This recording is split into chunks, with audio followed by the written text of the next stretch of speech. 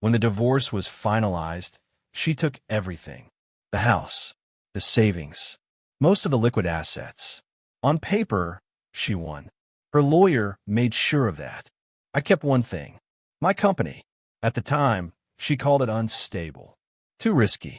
Not real. She said she'd rather walk away with something predictable. So she signed. Page 14. One clause. Waiving all future claims to equity, growth, and appreciation. 2 years later, the company crossed 8 figures. That's when she called. Not about the marriage. About the clause. And by then, there was nothing left to negotiate. When we got married, I wasn't successful. I was optimistic. There's a difference. Optimism pays nothing in the early years. She knew that. We met when I was building my first version of the company. Not profitable, not funded, just an idea and long nights. She liked that about me at first. The ambition, the belief, the risk. She used to say, "One day this will pay off." Back then, it sounded supportive. Looking back, it sounded like a timeline. The first 2 years of marriage were stable. Not luxurious, not dramatic. We rented a townhouse, split expenses, shared grocery lists. I worked from home most days. Laptop open, whiteboard filled with half-erased strategy notes. From the outside, it didn't look like a business. It looked like a hobby, and hobbies are easy to resent. By year 3, money became quieter in conversations. She didn't complain directly. She just compared. Her co-workers' husbands were doctors, consultants, executives. They had bonuses, company cars, vacation photos. I had server costs. One night at dinner, she said, "Do you ever think about getting something stable?" Not accusing, just tired. "I am building something stable," I said. She nodded, but she didn't believe it. Belief fades when rent is due. The company wasn't failing. It just wasn't visible.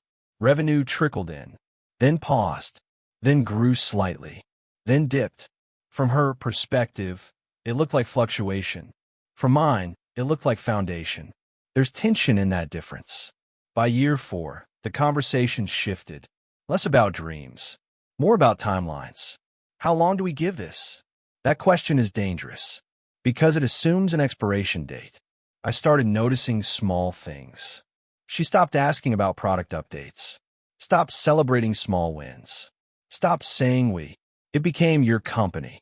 Ownership of the struggle moved entirely onto me. One night, during an argument about money, she said something that stuck. "It's like I'm married to potential, not success.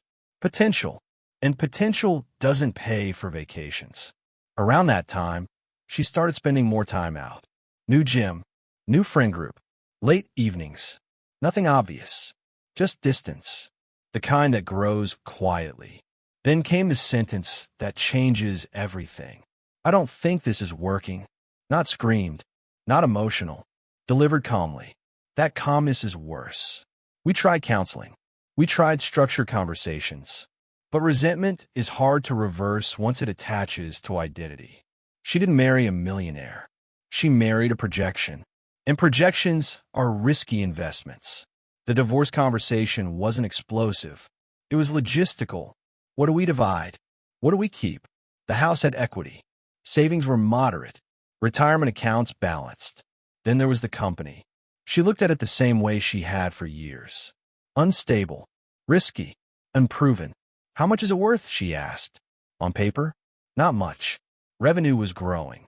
But valuation wasn't impressive. No big funding round. No flashy headlines.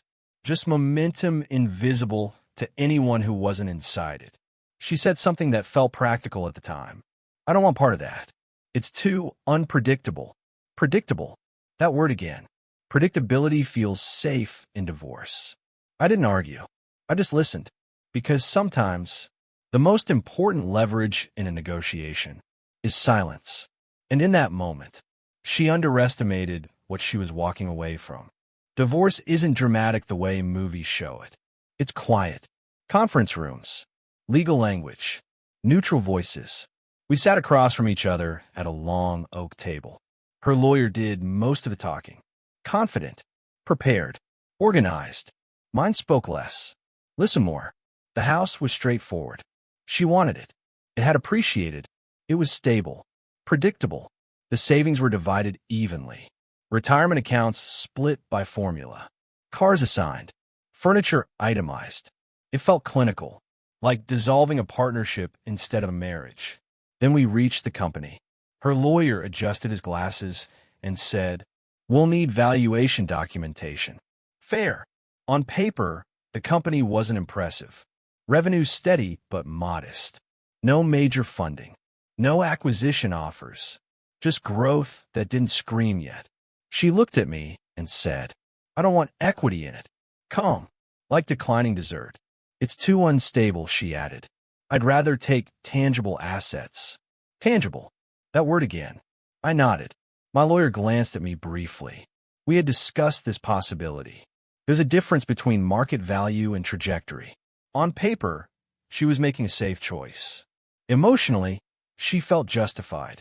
She believed she had carried stability while I carried risk. So she wanted something concrete. The house. Liquidity. Security. Her lawyer suggested a clean separation. She waives all future claims to equity, intellectual property, revenue growth. Future sale proceeds. In exchange, she keeps a larger share of present assets. On paper, it looked balanced. Actually, it leaned in her favor short term. She felt like she was winning. And to be fair, at that moment, she got the house. More liquid cash. Lower risk. The clause about future claims was buried in page 14. Standard language. Cold. Precise. In consideration of asset allocation, Party B relinquishes any present or future rights, claims, interest, or participation in the intellectual property, equity, or appreciation thereof.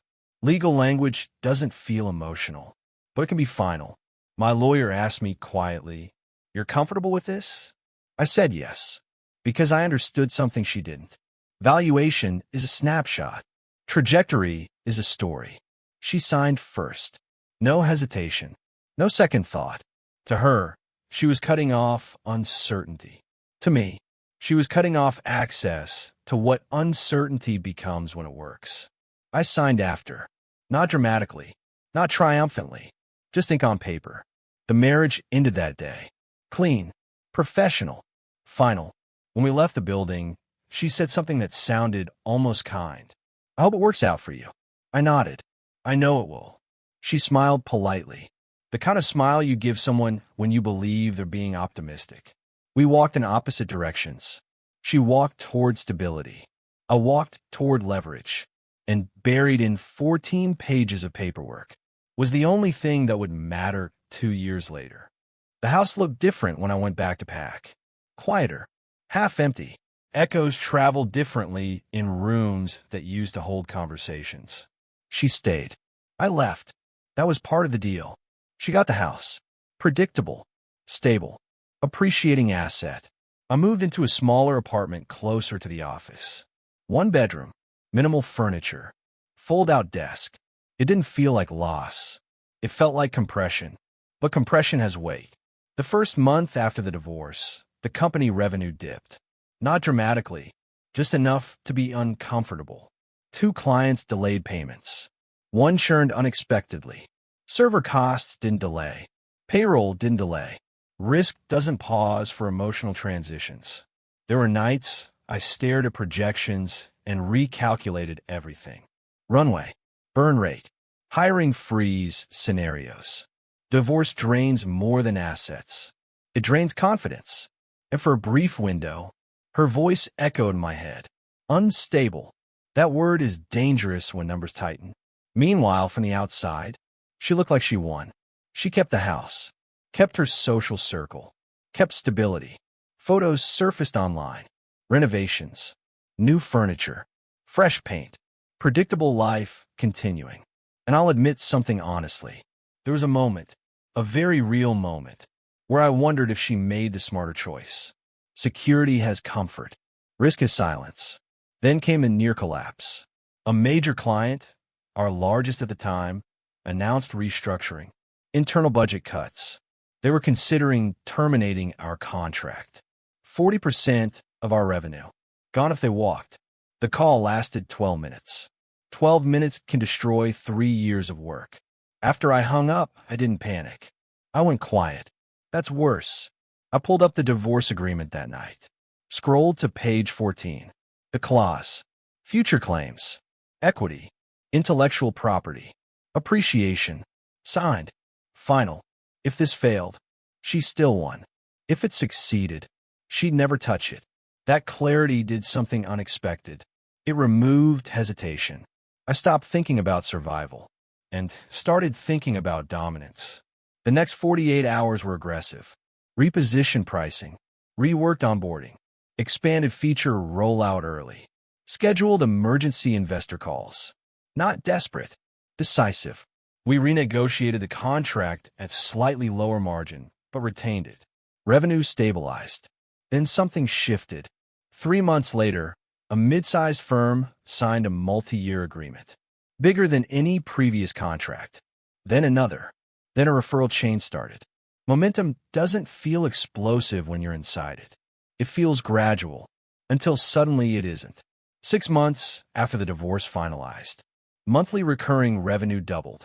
1 year later, we closed a funding round at a valuation that would have made the divorce negotiations look naive. 2 years later, the company valuation crossed 8 figures. The same company she called unstable. The same company she signed away on page 14. And for the first time, the clause mattered, because trajectory had caught up to potential. Success doesn't announce itself loudly at first. It accumulates. New hires, new office, better systems, stronger contracts. From the outside, it still looked modest. But inside, the numbers were no longer fragile. 12 months after the divorce, we closed our first major funding round. Press release, industry publication mention, investor photos. Nothing viral, but visible. That's when the messages started. Not from her, from mutual acquaintances. I saw your company mentioned somewhere. Didn't know it had grown like that. People who once called it risky now called it impressive. Narratives adjust quickly when numbers change. I didn't reach out to her. There was no reason to. But the world is small, and visibility travels. One afternoon, I received a message from her. Short, neutral. Congratulations on the funding round. No emoji, no warmth, no edge, just acknowledgement. I replied, thank you, nothing more. A week later, she sent another message. How's everything going? That question carries weight after silence. I responded politely. Busy, growing. She asked about expansion, about hiring, about valuation. Casual questions, but specific, very specific. I answered generally, not defensively, not evasively, just controlled. 2 months later, we crossed a valuation number that would have changed everything during the divorce. I don't post personal milestones online, but industry circles talk. The house she kept, it appreciated. Predictable asset, but not at that scale. That's when the tone of her messages shifted. Less curiosity, more reflection. I guess it worked out. That sentence was heavier than she intended, because it acknowledged something she once doubted. I didn't say I told you. I didn't mention page 14. I didn't need to. Then came the invitation. Coffee. Just to catch up. Neutral language. But timing is never neutral. We met at a quiet cafe. No hostility. No drama. She looked the same. Maybe more polished. Maybe more measured. We talked about safe topics first. Work. Weather. Mutual acquaintances. Then she asked, did you always know it would turn out like this? Interesting question, because it wasn't about business. It was about judgment. I knew the trajectory, I said. Not arrogance. Precision. She nodded slowly. I guess I underestimated it. Not apology. Recognition. There's a difference. She stirred her coffee for a few seconds before saying the real sentence. I didn't realize how much it would grow. That was the first time she acknowledged scale. I let the silence sit. Then she added, if things had been different, she didn't finish the sentence. She didn't need to, because the clause had already finished it. There was no anger in me, no bitterness, just clarity. You made the decision that felt safe, I said. She nodded. And you made the one that felt risky. Yes. That's when realization settles. Not loudly, quietly. She wasn't angry. She wasn't regretful in a dramatic way. She was recalculating. And recalculation without leverage feels powerless. When we stood up to leave, she said something soft. I didn't think it would become this. I replied calmly. It was always going to become something. The difference was, I stayed long enough to see it.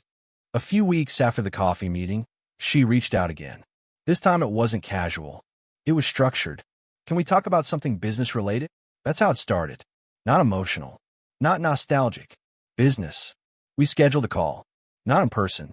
Video. Neutral territory. She looked composed when the screen lit up. More deliberate than before. I've been thinking, she said. That phrase again. People say that when they've rehearsed something. I know I signed away future claims, she continued. I understand that. Good start. But when someone says, I understand, they're usually about to challenge it. I didn't realize how significant the growth would be, she added. There it was. Not regret about the marriage. Regret about valuation. She framed it carefully.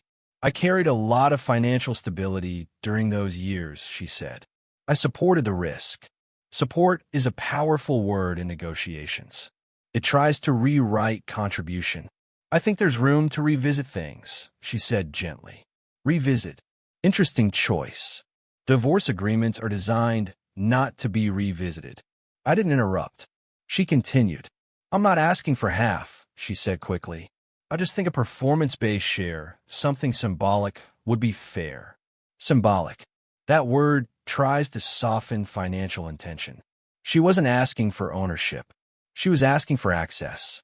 A door reopened. The clause was clear. Page 14. Waiver of all present and future claims. Equity. Intellectual property. Appreciation. Signed. Witnessed. Filed. I respected the agreement, I said calmly, and built within it. She shifted slightly in her chair. This isn't about the agreement, she replied. It always is. It's about fairness. Fairness is emotional leverage when legal leverage fails. I leaned forward slightly. What changed? I asked. She paused, then answered honestly. I didn't think it would scale like this. There it was. Underestimation. Again, just like before. She wasn't asking because she missed me. She wasn't asking because she regretted the marriage. She was asking because the numbers changed. And numbers change power. I made my decision based on the information at the time, she said. You've benefited from timing. Timing. Interesting reframing. Risk feels like luck from the outside. It wasn't timing, I replied. It was trajectory. She went quiet, then tried one more angle. I was there the early years, she said. I believed in it before anyone else did. That sentence almost made me smile, because belief has a shelf life, and hers expired early. You stopped believing before it became visible, I said evenly. No anger, no edge, just accuracy, silence. Longer this time. She exhaled slowly. So that's it. Yes. Simple. No speech. No lecture. The clause didn't need defense. It was clean. Legal agreements don't bend for regret. And growth doesn't rewind for comfort. Before ending the call, she said something softer. I guess I miscalculated. That was the most honest thing she'd said. Yes, I replied. Not cruel. Not triumphant. Just factual. The call ended. No hostility. No closure speech. Just reality settling. She had taken everything predictable and left behind everything exponential. After that call, something became very clear. She didn't miss the marriage. She missed the upside. And those are not the same thing. There's a specific kind of silence that follows a failed negotiation. It's not dramatic. It's not explosive. It's just final. We didn't argue again. We didn't debate fairness. We didn't reopen the past. Because legally and structurally, there was nothing left to reopen. The clause was airtight. And growth doesn't retroactively create entitlement. Over the next year, the company expanded aggressively. New vertical markets, international clients, Strategic acquisition.